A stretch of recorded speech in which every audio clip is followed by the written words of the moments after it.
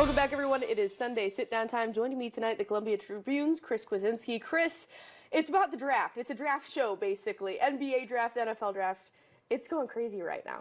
We're drafting up good subjects to talk about. I can We tell are. you that. Yeah. I like it. Well, let's start with the big news of the day. Kobe Brown declaring for the NBA draft. I felt like we kind of knew it was coming a little bit, especially when you see his brother transferring out. What are your overall thoughts on, what this does to Mizzou's program, and kind of where do you think he lands in all that draft stuff? Yeah, I think it's something we all saw coming, like you mentioned. It was the part of Kobe's offseason that we knew was going to happen. Yeah. And now that it's official, we're like, okay, now we can think about the next step. And the timeline for him is he's got, basically the month of May to go through the combine, to go through all that, to understand what kind of, prospect he is and get the feedback from the NBA, and then kind of say, okay, well, here's what I want to do. I've seen a lot of mock drafts right now that have him as a second-round pick, and if he's in that range, it kind of begs the question is, do you take that, or do you kind of bet on yourself to come back? And the flip side of that is, he did so well this year. He was so good. He was so good at literally everything that why don't you just, take it while the stock is high, or you could risk, injury. You could risk having a different season with a lot of different moving parts with this roster that we've seen, especially the last couple of weeks. I mean, there's so many guys coming in and out. Like you mentioned, his brother, that's not going to be there next year. So it's just one of those interesting pieces that we're going to see fall soon. And it's one of those like, okay, we expected the draft, the announcement to come, and now it's here. And now the next step is, will he actually go? And I think he does, just because of being a second-round pick. That's a lot better than what a lot of other, like Oscar Tshiebwe with Kentucky.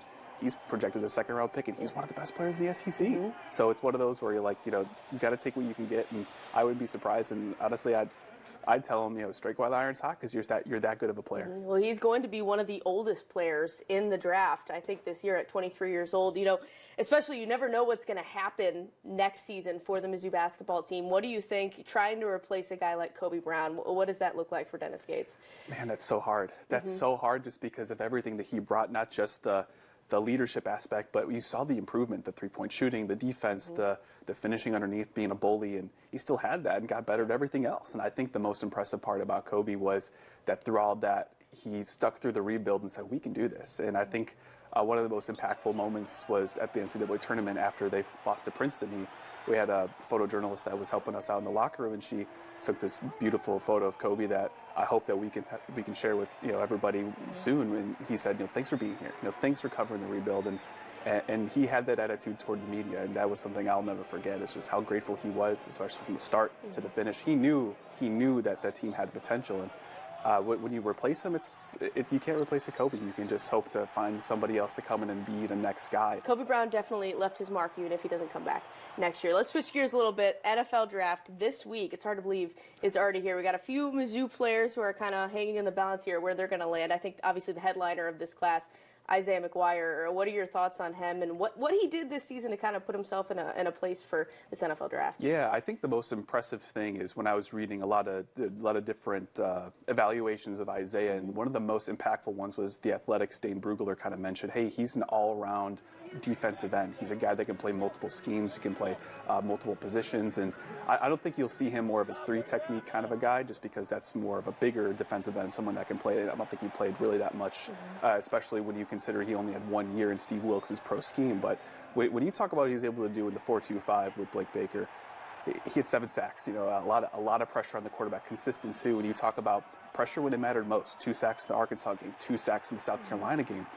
When you look at that body of work and say, okay, he's got the size, he's got the tools, he's got the talent. That's the kind of guy that I'm expecting to go in the 3rd, 4th round maybe. But it also depends. And I wrote a story about this that's coming out in a couple of days, just about, hey, what does that look like? And you got to understand that this draft has a lot of edge rushers, like from Will Anderson at Alabama all the way down, and those are a lot of talented guys. And Isaiah's really talented too. So it's one of those where it's like, well, maybe if a couple guys didn't come out this year, he might be a second rounder. He still might be a second rounder. We don't really know how the draft's going to shake out, but I expect him to be in that 3rd and 4th round range, just because of the body of work that he's able to do as an all-around defensive end, someone that can consistently get pressure. I want to talk about Martez Manuel, the hometown man. What do you think this all looks like for him? He obviously had a good season last year, dealt with injury really the past few years, but had a very good Tiger career, played a lot. Yeah, I mean, when you talk about one of the most consistent guys, he was always there. He was always there from the beginning, from the Barry Odom to the Eli Drinkwitz era. He never complained, never said anything. He could have, especially when it came to changing positions. He was a strong safety. He was a guy that was bumped to the star position with Blake Baker, and he just flourished. I mean, that kind of was a position I think that was more built for him too, especially a guy that can patrol the line of scrimmage, that can attack defenses in different ways. He could flex his coverage skills. I think that helped him out a lot. And obviously, there's not that many, star positions in the NFL with the pro style schemes and what they're asking, but he's been able to play strong safety in Steve Wilkes' scheme. I mean, that I think is big when you can kind of have two different sets of tape to look at, and it really depends on how teams have them graded. You know, a lot of teams have different grades for different people. Boards look different for everybody.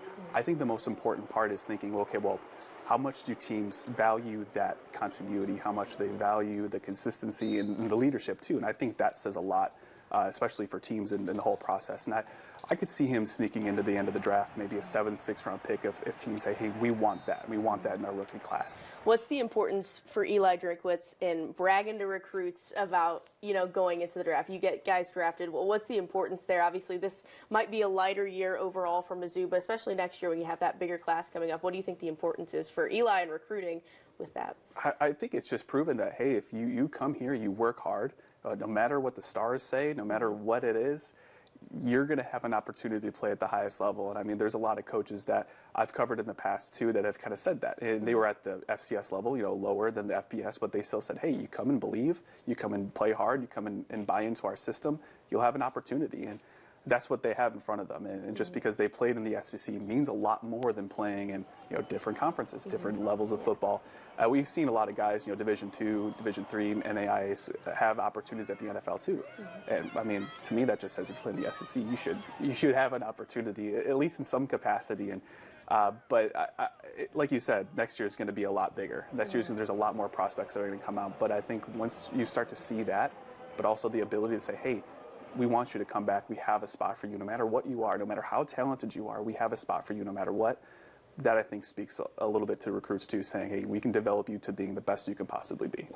Well, big things coming in the next week. You are going to be in Kansas City as well. Absolutely. We'll see you there. I'll see you out there. It's going to be a good time. We have the Travis Kelce Music Festival. We might have to stop by. I mean, if he does karaoke, you can't not be there for him. You got to fight for your right to party. I know We're going to be going out there. Sounds good. Well, thanks for your time, Chris. Pleasure. For the rest of you guys, we'll be right back after the break.